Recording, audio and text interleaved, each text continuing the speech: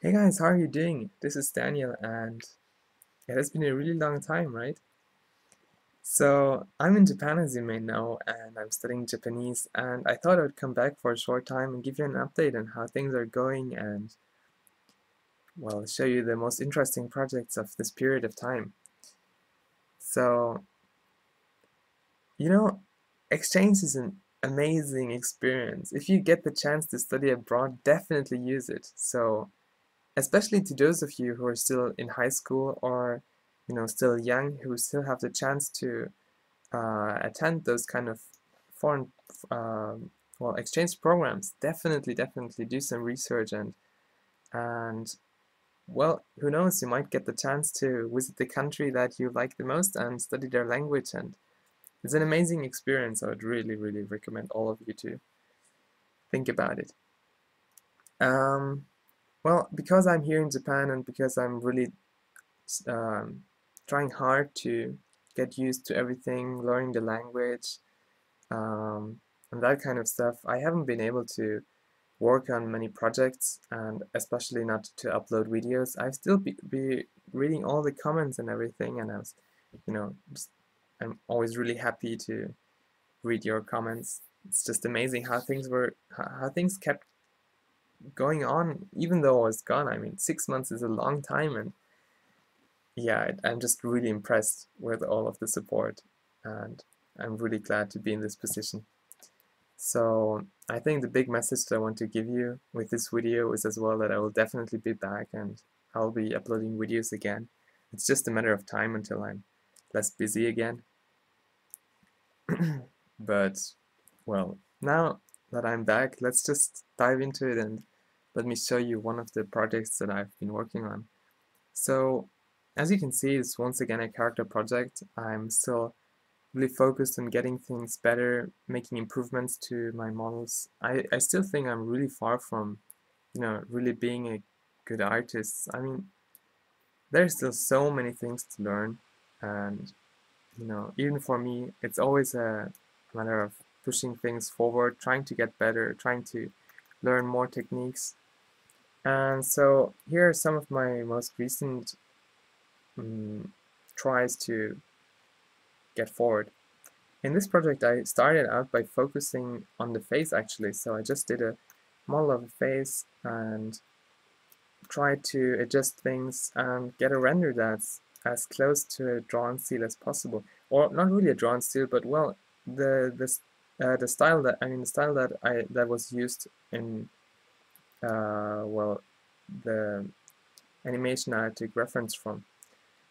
And I think I got pretty close with this project, and there are a couple of new techniques that I used, and I wanted to highlight some of those. Let's quickly go through some of them. Well, as you can see, I'm still using this hollow eye technique that I also taught you in the second modeling tutorial thing. You can just imagine if the sunlight passes through here, it creates this area, this shadowed area on the top here, which is something you really often see, and here in the image as well, I think, this shadowed area in the eye. That did a really good difference. And what else? Maybe the nose. I tried to keep the nose shape as good as possible in terms of the contour. And as for the details here, I just, highlighted an edge with Control E and, mark freestyle edge, and that's how it was rendered. And the reason why you see, this little bump here is because if you look from the top, you see how it disappears. It's because it suddenly hides behind what's in the front. And that's also just a very um, easy way to get things better from all directions, even though it's you almost don't notice that difference. And I continued using Vortex Paint for now to give them all those slight tints, and to give you a quick look on the material. It's really simple. This is how it looks like. You just have your material here. You just white diffuse material. You apply color ramp to it, and you use that as a mask to multiply color to the vertex color.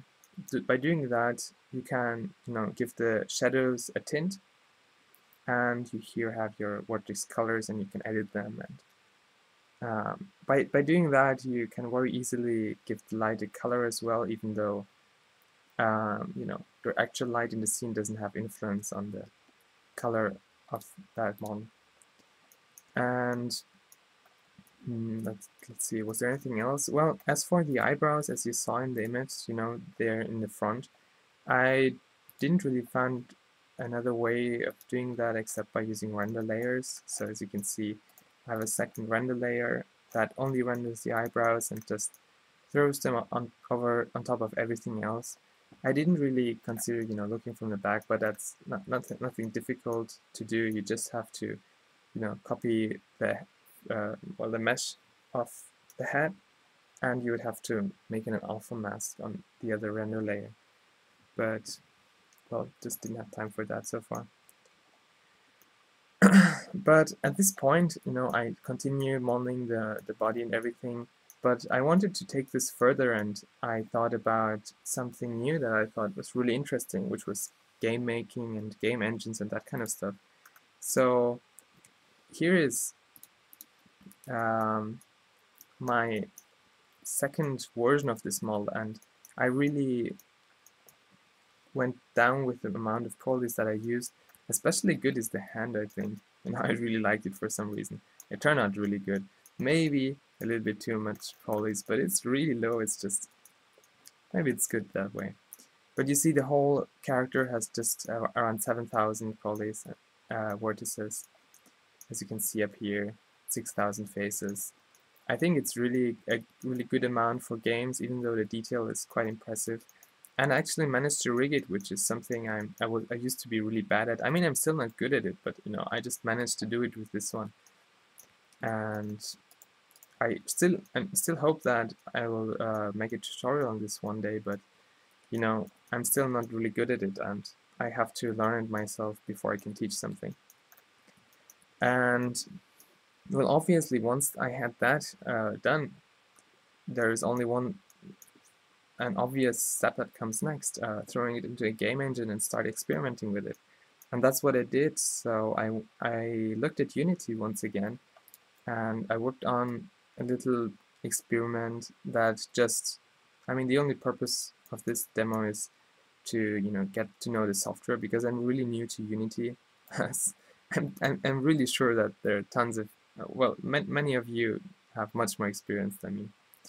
So what I did was I used animations and character controllers of a demo project that I found on the internet. It's called Unity-chan. I'm pretty sure lots of you will find it interesting, so if you have time, look it up. And well, I just applied some animations to everything and experimented with the lightning that Unity introduced recently in their new version. And just tried to get everything smooth and look good. I'm pretty sure I exaggerated too much with the effects and everything, but well, it's just a project to learn. The frame rate might be low on the recording, but it's actually pretty impressive what I can do, even though this computer isn't the fastest. It normally runs without any issues. Just during the recording, it's a bit difficult. Well, here you can see that things come together quite well, and it's something I want to spend a little bit more time on researching. I'm pretty sure I'll be doing more projects in the future that are kind of like this, or at least I'm interested in it. And so yeah, you can be looking forward to seeing those videos as soon as I have more time to work on stuff. But that day will definitely come. So thank you as always for being here again, watching my videos, and all the support. I really, really appreciate it. I can't even tell you that enough. And then I'll just say goodbye and see you next time. Have a good day. Goodbye.